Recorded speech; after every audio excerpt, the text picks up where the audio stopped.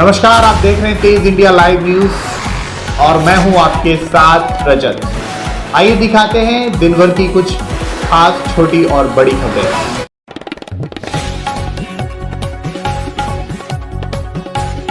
आपको बता दें, उत्तर प्रदेश के जनपद बिजनौर में जिले के सभी स्कूलों में 3 दिन का अवकाश घोषित। सर्दी को देखते हुए बच्चों को सर्दी से राहत प्रदान करने हेतु जिलाधिकारी उमेश मिश्रा ने नर्सरी से कक्षा 8 तक के सभी स्कूलों में बच्चों का अवकाश घोषित किया है। आपको बता दें कि दिसंबर माह में जिले भर में शीतलहर चल रही है। वहीं सुबह के समय कोहरे की अधिकता को देखते हुए 24 दिसंबर तक अवकाश घोषित किया गया है। वहीं बड़ी क्लास 9 से 12 के छात्र छात्राओं के लिए विद्यालय समय में परिवर्तन किया गया है। अब विद्यालय सुबह 10 बजे से शाम 3 बजे तक संचालित होंगे। बिजनौर से हमारे संवाददाता फहीम की देखी खास रिपोर्ट।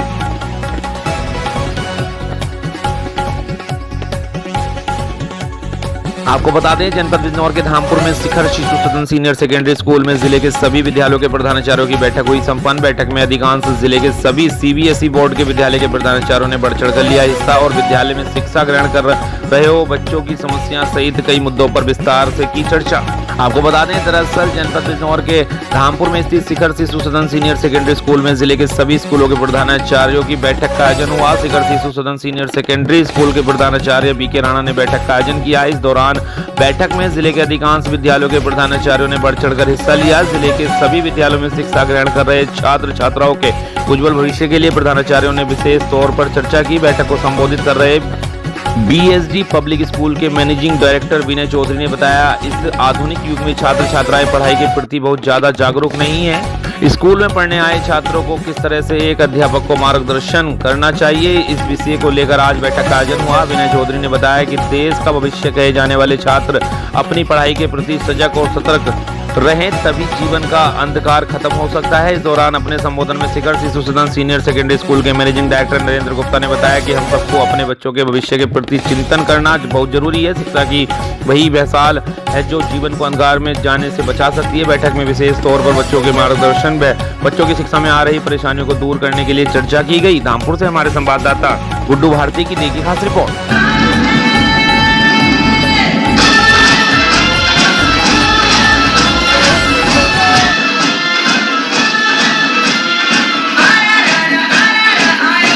इसका ये हमारे सहोदय की एक मीटिंग होती है। इसके अंदर हम लोग अभी प्री बोर्ड चल रहे हैं, अभी हमारे जो प्रैक्टिकल एग्ज़ाम्स आ रहे हैं, हमारे बोर्ड के एग्ज़ाम्स आ रहे हैं। पोस्ट कोविड बहुत सारी समस्या आई हैं बच्चों के साथ, उन सब के ऊपर डिस्कस करना, आपस में सहयोग करना।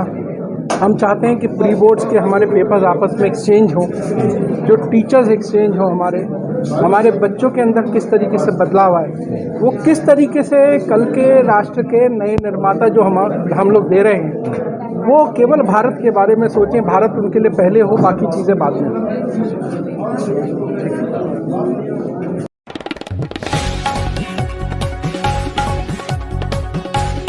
जनपद बिजनौर के अफजलगढ़ में सड़क पर टहल रहे लड़कों को बचाने के चक्कर में गांव से शुगर मिल गन्ना लेकर जा रही ट्रैक्टर ट्रॉली पलटी। ट्रैक्टर नदी की पुलिया की बाउंड्री पर टंगा, चालक की बची जान। आपको बता दें, बिजनौर के अफजलगढ़ क्षेत्र में जानकारी के अनुसार सेठकोट थाना क्षेत्र के गांव शहजादपुर निवासी विनोद गन्ने से भरी ट्रैक्टर ट्रॉली लेकर अफजलगढ़ स्थित शुगर मिल जा रहा था। जैसे ही वह रात्रि करीब 10 बजे अफजलगढ़ कालागढ़ मार्ग पर स्थित धोबी घाट की पुलिया के निकट पहुंचा। सड़क पर टहल रहे कुछ लड़कों को बचाने के चक्कर में ट्रैक्टर अनियंत्रित होकर पुलिया की 3 फीट ऊंची बाउंड्री पर चढ़ गया। वहीं ट्रॉली गन्ने सहित मार्ग पर पलट गई। गनीमत रही कि चालक की जान बच गई। वहीं ट्रैक्टर भी नाचना नदी में गिरने से बाल बाल बच गया। ट्रॉली पलटने से मार्ग पर गन्ना गिरने से मार्ग आधा बंद हो रहा है। रात्रि मामला होने के चलते वाहनों का आवागमन कम था, अन्यथा बड़ी घटना हो सकती थी। घटना की सूचना पर पुलिस मौके पर पहुंची, वाहनों को निकलने के लिए व्यवस्था कायम की। वहीं चालक के परिजनों को सूचना दी गई। अब जलगढ़ से हमारे संवाददाता विनय भार्गव की देखी खास रिपोर्ट।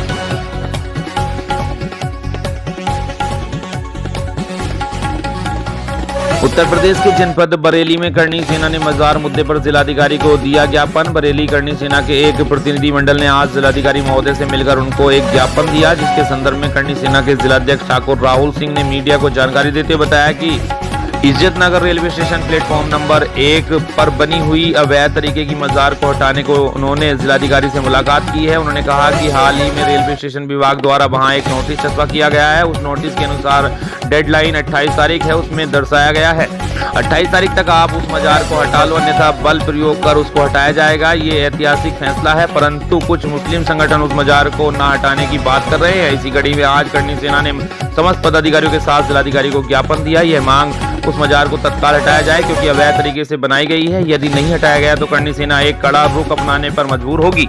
साथ ही साथ उन्होंने यह भी कहा कि प्राचीन हनुमान जी का मंदिर तिलहर शाहजहांपुर में है, उसको भी शासन प्रशासन द्वारा हटाया जा रहा है। जबकि मंदिर हटा सकता है तो मजार क्यों नहीं हट सकती। साथ ही उन्होंने यह भी कहा कि शहर में जितनी भी मजार अवैध तरीके से बनाई गई हैं उनको चिन्हित कर तत्काल हटाया जाए। इस दौरान करणी सेना के युवा जिलाध्यक्ष राहुल गुप्ता, डॉक्टर प्रदीप गंगवार, अनिल गुरुजी आदि अन्य बहुत से कार्यकर्ता एवं पदाधिकारी मौजूद रहे। बरेली से हमारे संवाददाता गोपाल स्वरूप पाठक की देखी खास रिपोर्ट। मेरा नाम ठाकुर राहुल सिंह है, मैं करणी सेना का जिलाध्यक्ष हूँ। इज्जत नगर रेलवे स्टेशन पर 1 नंबर प्लेटफॉर्म पर एक मजार बनी हुई है जो काफ़ी पुरानी बताई जा रही है। अब रेलवे प्रशासन द्वारा वहाँ एक नोटिस छपा किया गया है उस मजार को हटाने के लिए। तो कहीं ना कहीं कुछ मुस्लिम विरोधी जो लोग हैं, तत्व हैं, उसको हटाने से मना कर रहे हैं। तो आज हम जिलाधिकारी को एक ज्ञापन देने आए हैं, उस मजार को हटाया जाए। साथ ही साथ शहर में जितनी भी अवैध मजारें सरकारी भूमि पर बनी हुई हैं उनको तत्काल हटाने का काम किया जाए, क्योंकि कहीं ना कहीं हमारे मंदिरों को भी शासन व प्रशासन की ओर से हटाया गया। हमने तो कभी विरोध नहीं किया, तो अब जब मजार हटाने की बात आई तो क्यों विरोध कर रहे हैं। शांतिपूर्वक उस मजार को हटाया जाए, अन्यथा करणी सेना एक कड़ा रुख अपनाने पर मजबूर हो।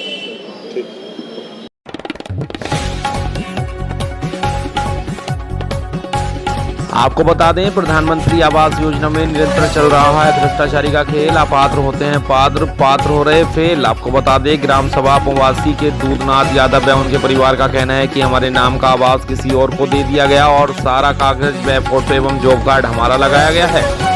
दूधनाथ यादव एवं उनके परिवारजनों का ये कहना है कि हमारे जॉब कार्ड पर ग्राम सभा के अन्य किसी व्यक्ति के खाते में भेजी गई है नरेगा की मजदूरी, जबकि न ही हमें कभी नरेगा में कार्य किया और न ही कोई भुगतान किया।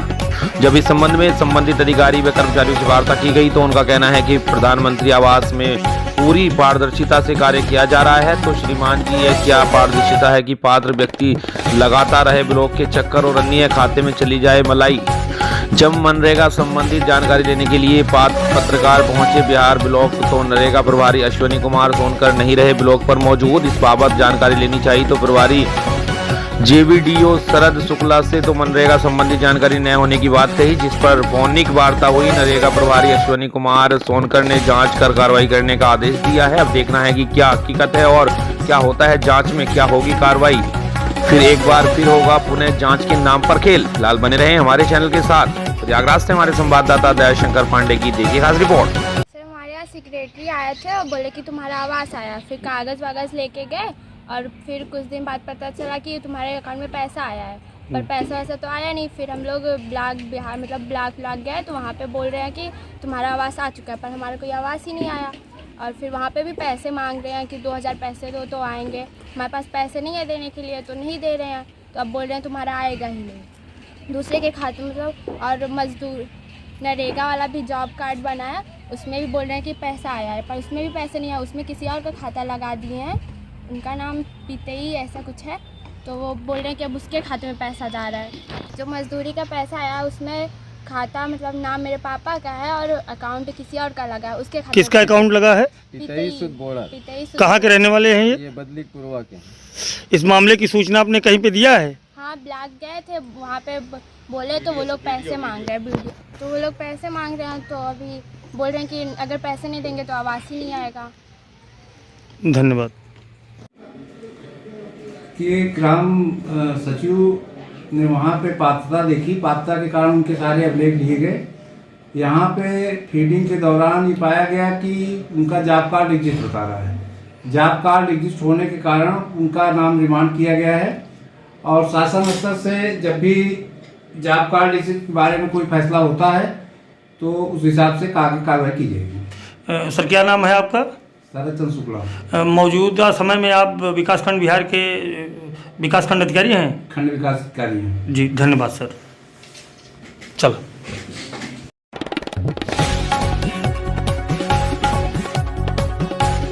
उत्तर प्रदेश के जनपद सोनभद्र में बाइक सवार ने मैजिक में मारी टक्कर, बाइक सवार हुआ गंभीर रूप से घायल। गंभीर को आपको बताते चले कि सोनभद्र भवनी क्षेत्र का मामला है, जहां दोपहर 12 बजे के करीब का घटना बताई जा रही है। जसवंत कुमार उम्र 27 वर्ष, पुत्र रामकिशन निवासी बिगुल दूती का रहने वाला है। आपको बताते चले कि आज सुबह 12 बजे अचानक बाइक सवार अनियंत्रित होकर मैजिक में जा घुसा, जिससे गंभीर चोटें आई। ग्रामीणों के इस मदद से सामुदायिक स्वास्थ्य केंद्र में भर्ती कराया गया, जहां हालत गंभीर होने के कारण डॉक्टर द्वारा तत्काल उसे जिला अस्पताल रेफर कर दिया गया है। सोनभद्र से हमारे संवाददाता संदीप कुमार शर्मा की देखिए खास रिपोर्ट। मैजिक धक्का मार दिया है, ये बाइक से थे? हाँ, ये बाइक से। कहाँ पे घटना हुआ है ये घटना बभनी हुआ है, जो हॉस्पिटल वही मोड़ है, वही मोड़ पर। बभनी हॉस्पिटल वाली मोड़ पे घटना हुआ है। हाँ। जिला अस्पताल ले आए हैं यहाँ पे उपचार के लिए आप? हाँ।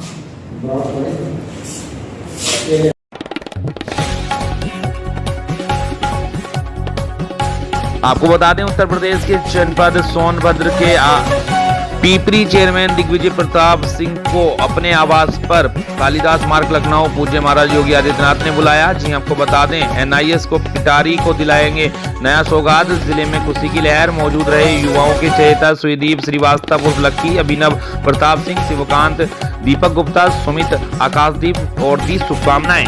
सोनभद्र से हमारे संवाददाता संदीप कुमार शर्मा की देखिए खास रिपोर्ट।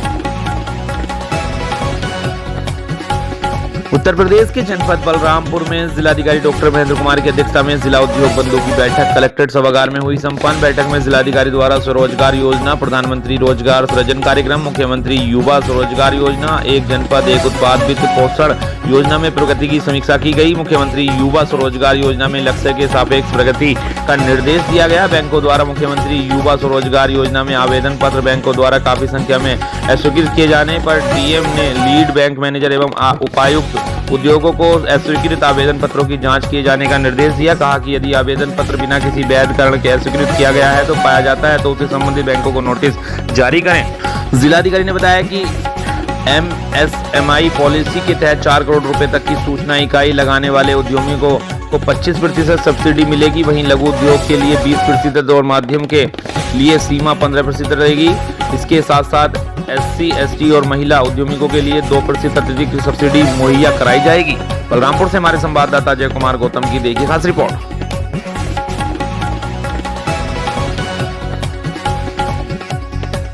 आपको बता दें उत्तर प्रदेश के जनपद बलरामपुर में डीएम ने किसान दिवस में जानी कृषकों की समस्याएं प्राथमिकता के साथ समस्याओं का निस्तारण करने के दिए निर्देश। कृषि भूमि पर जल भराव के स्थायी समाधान के लिए व्यापक कार्य योजना बनाए जाने का दिया निर्देश। आपको बता दें प्रत्येक माह के तीसरे बुधवार को आयोजित किसान दिवस डीएम डॉक्टर महेंद्र कुमार की अध्यक्षता में विकास भवन सभागार में हुई संपन्न। किसान दिवस में डीएम द्वारा किसानों की समस्याओं को जाना एवं प्राथमिकता के साथ निस्तारण करने का निर्देश दिया गया। कृषकों द्वारा कृषि भूमि पर जलभराव रहने के कारण खेती प्रभावित होने और समस्या से अवगत कराया गया। डीएम ने लंबे समय तक जलभराव के कारण प्रभावित कृषि योग्य भूमि को चिन्हित करते हुए स्थायी समाधान के लिए व्यापक कार्य योजना बनाए जाने का निर्देश दिया। कहा कि व्यापक कार्य योजना बनाते हुए मनरेगा से कार्य कराया जाए।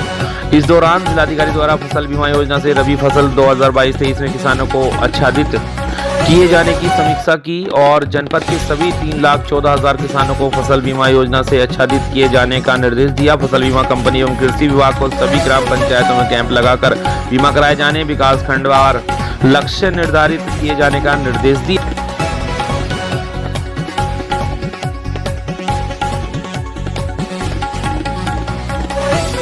कल्याण विभाग द्वारा साहित्यिक एवं धारू जनजाति महिला विकास समिति द्वारा संचालित वृद्ध आश्रम आवार गौरा रोड का अपर जिलाधिकारी प्रदीप कुमार, एसडीएम सदर राजेंद्र बहादुर द्वारा आश्रम का निरीक्षण कर वृद्धजनों से आश्रम द्वारा प्रदान की जा रही सुविधाओं के बारे में जायजा लिया गया। वृद्धजनों के द्वारा बताया गया कि सुबह चाय, बिस्किट, नाश्ता में पूड़ी व आलू मटर टमाटर की सब्जी, रायता तथा भोजन में मिक्स दाल, जीरा आलू, रोटी, चावल, सलाद मिला है। साफ सफाई अलाव में आश्रम व्यवस्था को देखकर प्रसन्नता व्यक्त की। आश्रम प्रबंधक रमेश कुमार यादव के द्वारा बताया गया कि शासन द्वारा निर्धारित मेन्यू के अनुसार चाय, नाश्ता, भोजन तथा वृद्धजनों के सोने से पहले 1 गिलास दूध गुड़ युक्त दिया जाता है। आश्रम में निराश्रित 69 वृद्धजन, 19 महिला, 50 पुरुष को कंबल वितरण किया गया। मौके पर वृद्धाश्रम प्रबंधक रमेश कुमार यादव व समस्त कर्मचारी तथा वृद्धजन उपस्थित रहे। बलरामपुर से हमारे संवाददाता अजय कुमार गौतम की देखिए खास रिपोर्ट।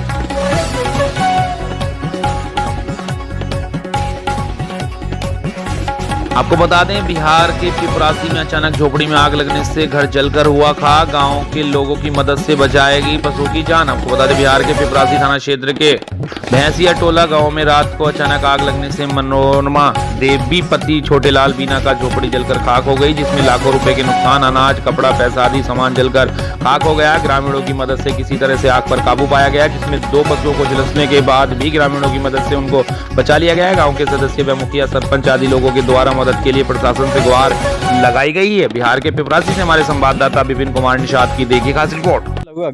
अरे ये ऊपर से लागल है फटकन के टटो छूटल है, अगर पहुंचे फटकन में लागल है, फटकन से लागल है, नीचे से लागल सामान में जरल बा। हाँ, ओढ़ना बिछाना, मोबाइल सब कुछ, चप्पल ओढ़ना बिछाना सब जरी गेल बा।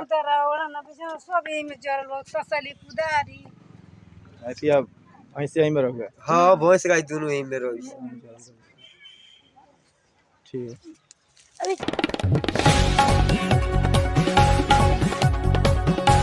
आपको बता दें, बिहार के वाल्मीकि नगर कुमार फाउंडेशन के सौजन्य से स्वरांजलि सेवा संस्थान द्वारा स्थानीय 3 नवंबर पहाड़ कॉलोनी में दर्जनों बच्चों के बीच पौष्टिक आहार न्यूट्रीमिक्स का निःशुल्क वितरण किया गया। इस कार्यक्रम का शुभारंभ बच्चों ने कविता पाठ से किया। दर्जनों बच्चियां और गरीब बच्चे इसमें लाभान्वित हुए। स्वरांजलि सेवा संस्थान के MD संगीत आनंद ने बताया कि न्यूट्रीमिक्स पौष्टिक आहार फूड पैकेट का वितरण आसपास के विभिन्न क्षेत्रों के गरीब बच्चों एवं जरूरतमंदों के बीच भी किया जाएगा, ताकि उनका स्वास्थ्य भी उत्तम रहे। न्यूट्रीमिक्स फूड पैकेट में जरूरी पौष्टिक तत्व पाए जाते हैं, जो मानसिक और शारीरिक विकास के लिए जरूरी है।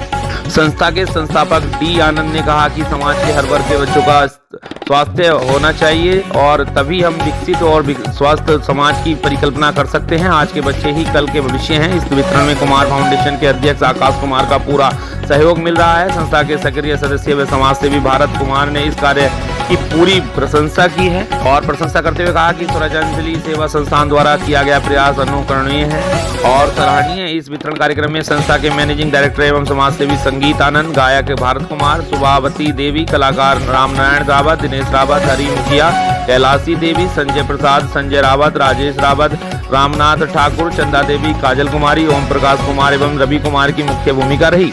बिहार के वाल्मीकि नगर से हमारे संवाददाता विपिन कुमार निषाद की देखिए खास रिपोर्ट।